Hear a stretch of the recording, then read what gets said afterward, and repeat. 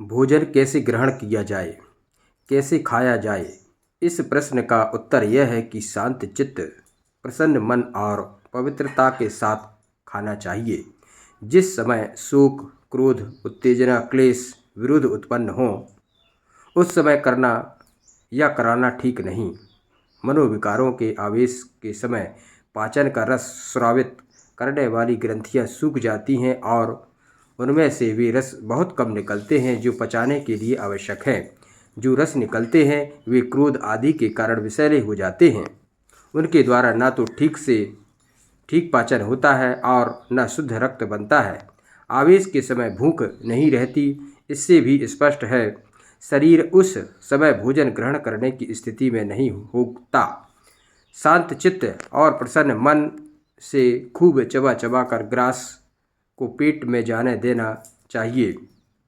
यह जल्दीबाजी अच्छी नहीं। दांतों का काम भोजन को पीसना और दांतों का काम भोजन को पचाना है। अगर दांत ठीक तरह ना पीसें तो अधकुचले ग्रास यूं ही निगल लिए जाएं तो दांतों का काम आंतों को करना पड़ता है। पीसने का और पचाने की दोनों क्रियाएं करने से पेट को बड़ी मेहनत करनी पड़ती है और वह बेचारा थक कर अपना काम ठीक तरह नहीं कर पाता। मुंह में छोटी छोटी गिल्टियां होती हैं। ग्रास को मुंह में चबाते समय उन गिल्टियों में एक रस निकलता है जिसके द्वारा पाचन क्रिया में बड़ी सहायता मिलती है। यदि यह रस भोजन ना मिले तो पाचन कार्य बड़ा जटिल हो जाता है। इस दृष्टि से भी चबाना आवश्यक है।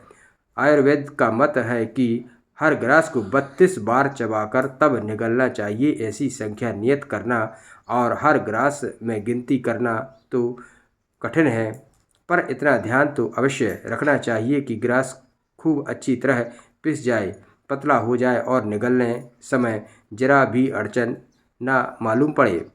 दलिया, हलवा, खीर आदि पतली चीज़ों को भी इसी तरह चबाना चाहिए। यूँ ही पी जाना ठीक नहीं। पानी या दूध भी एकदम न चढ़ा लेना चाहिए, वरना घूट घूट थोड़ा थोड़ा मुंह में जरा रोक कर पीना चाहिए। अन्न में अमृत की भावना करके, भगवान के प्रसाद की भावना करके उसे प्रसन्न और आदर के साथ खाना चाहिए।